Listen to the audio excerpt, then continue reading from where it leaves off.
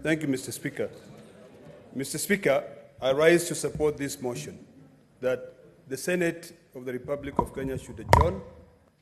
And in fact, I'm just nearly coming short of saying this House and government should be dissolved because we have failed and we are cowards.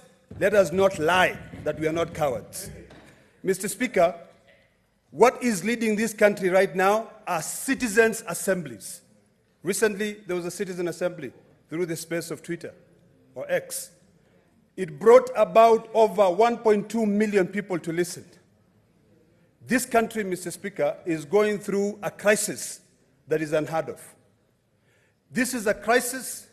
It is a fire that has been lit up by the IMF, and we know very well that IMF does not put out fires in countries, it leads them. Mr. Speaker, the only thing that makes sense today is for us to be with our citizens and try to demystify what is happening in this country. Mr. Speaker, my colleague has spoken here, Senator Mogeni, and he has pointed out the lack of respect to the rule of law by this parliament, because the National Assembly is part of this House, where the National Assembly is amending 3 pieces of legislation that are supposed to be considered by both houses, and nobody gives a hoot in hell about the consequences. This House sat, amended the Housing Act, proposed, by then it was a housing bill, and made sure that what was being put out there, that we are building houses for the poor, those houses cannot be sold. Now, through a miscellaneous amendment, or through the Finance Act, or the Finance Bill, the National Assembly comes in and removes that because you don't care. Mr. Speaker, some of us are being bashed outside. I am personally being bashed outside because of miscommunication. Mr. Speaker, there was a conflict of interest bill which was brought into this House. That conflict of interest bill, my colleague and I, Senator Mogeni, sat down and looked at all the provisions that were being proposed in that conflict of interest bill, which was sponsored by the IMF and a corrupt Ethics and Anti-Corruption Commission of this country. Because, Mr. Speaker, there is no body which is corrupt more than ESCC. ESCC now wanted to be put in as the body that goes out there and look for conflict of interest instead of the body that goes out there and fight corruption. Mr. Speaker, very shortly, the conflict of interest bill was prepared. It was tabled on the National Assembly by the majority leader, Kimani Ichung'wah. And in that conflict of interest bill, it was proposing to amend the following acts which exist: the Leadership and Integrity Act, Ethics and Anti-Corruption Act, Anti-Corruption and Economic Crimes Act, Public Procurement and Asset Disposable Act. And Mr. Speaker, as part of those provisions that we amended in this House, and 80% of those amendments were actually brought by my colleague. He was attending court in Narok on that day, so I read on his behalf. The one which was really vexing, Mr. Speaker, and it is important that people know out there before they just come out and shout, was in the definition of a relative. And I want to read what the definition of a relative was. Mr. Speaker, before I even read what the definition of a relative was, that bill which was being brought here was being rushed hurriedly. The only thing we could not do was actually to reject that bill, and I now stand corrected. We should have actually rejected it in the first place. Mr. Speaker, the definition of a relative, and it is important that we read, was that it means a person who is related to a public officer by birth, marriage, common law, partnership, adoption, or affinity, and includes a public officer's father, mother, son, daughter, brother, sister, uncle, aunt, great aunt, great uncle, first cousin, nephew, niece, husband, father-in-law, mother-in-law, son-in-law, daughter-in-law, stepson, stepdaughter, stepbrother, stepsister, half-brother, half-sister, or who is the grandfather or who is the grandmother of the spouse or of the public officer. Mr. Speaker, why on earth should a relative of mine be punished because the citizen of this republic saw fit to put me in this house? A sister-in-law should not be allowed to do business with the government just because Lendama or Kina has been elected in this house. That is ludicrous, Mr. Speaker. Mr. Speaker, you know, when you think about it, and it is important that people read, because right now the anti-corruption is sponsoring, articles in dailies to say we are being pushed out. And we know, Mr. Speaker, that the anti-corruption is the most corrupt body in this country. Most corrupt body in this country. Governors are swimming in wealth. They are buying properties. Cabinet secretaries are making billions, Mr. Speaker, on a monthly basis by taking bribes simply on issuing licenses. You issue a license and you are told, pay X amount of money. Mr. Speaker, let us call a spade a spade. We have failed as this country. Mr. Speaker, 3 a.m. in the morning, I couldn't sleep. I was asking myself, how powerful can a person be such that over 200 members of parliament who are elected by people to come and represent them cannot reason. They cannot use their medulla oblongata. They just go in as like sheep. They follow. They cannot ask, what are the consequences? What are the unintended consequences? Mr. Speaker, what am I going to be doing in this house? Today, I am mourning a young man from Narok County who was shot outside this parliament. This young man,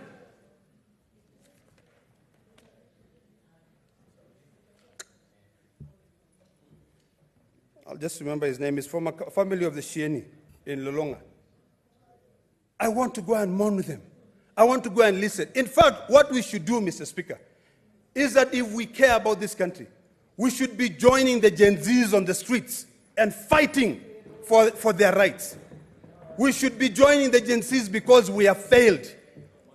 You know? But people don't care. We just want to line our own pockets. We just want to appear as if we are important. We are not important. Those people are the ones who have made us important, Mr. Speaker. Mr. Speaker, history has great men and women who non-violently walked across. Gandhi and his supporters walked for 240 days until they won. Mr. Speaker, in the US, Martin Luther King, the great march, they walked, and today we can see results. What stops us from doing that? We sit here and we lie to ourselves that we can be able to make a difference. Yet, nowadays we worship our party leaders, we worship the party line, we cannot remember that the people are the ones who have brought us here. So, Mr. Speaker, I want to plead with my colleagues that it is time that we join the citizen assemblies. It is time that we ask ourselves whether we really understand the phrase that power is transient. We are acting as if we will be in these seats forever, for the rest of our lives. What happened yesterday, Mr. Speaker, sir, should be a wake-up call to the citizens of this country. We should all remember that we are here for a very short time.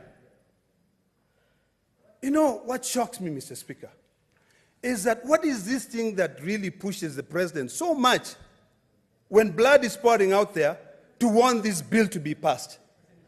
You know, what is it? Instead of us saying, and thank you, Senator Chute, for asking a very good question that all of us are asking.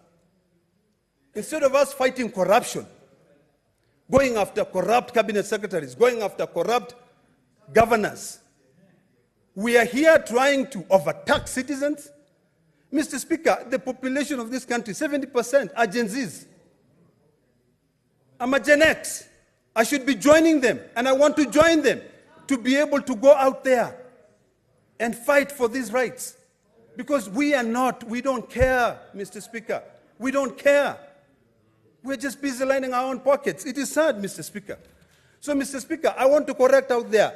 I proposed amendments to the conflict of interest bill because it was barring the whole clan, the whole citizens of Kenya from doing business with the government.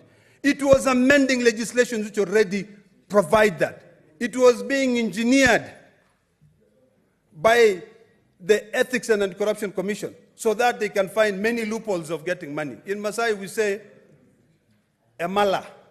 You know, you have that gourd. Then you decide to open that gourd and the insects goes in when there are so many other avenues. We can easily do the right thing. This parliament can be able to check whether there is any conflict of interest. But we should not punish every other citizen, a step sister-in-law from doing business with the government. Yet, maybe they are doing business with government before I come. So, Mr. Speaker, as I conclude, the family of a young man, Eric Ayunishini, my prayers are with you. The family of all the departed Gen Zs, your life will not go out in vain. Mr. Speaker, the statements which are being propelled out there to feed certain interests are further from the truth. These men and women yesterday, young men and women, were marching in the street to fight for their rights. Unarmed, Mr. Speaker. It is hard out there. So I want to beseech you, my colleagues here. This house is supposed to be a house of union.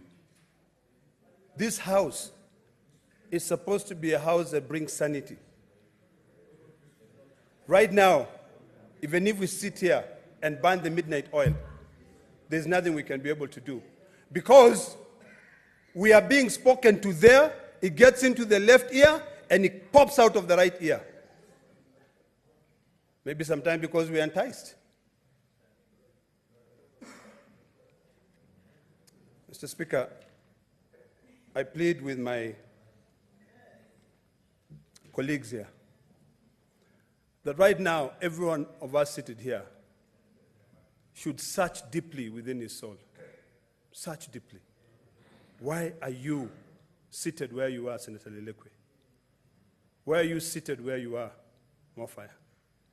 You're seated there because, not because you fell from heaven like manna.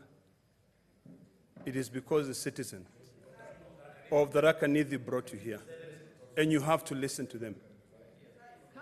So, Mr. Speaker, we have two choices, and only two choices in this country right now, is to wake up and smell the coffee and know that shit has already hit the fan. Or we resign. All of us go home, we dissolve the government, new elections are held. Let people who care about the fiduciary responsibility of this country come back here. So, Mr. Speaker, we have failed and we have got no business being here. Okay? We have got no business being here. So, Mr. Speaker, I rest my case. But I support the motion.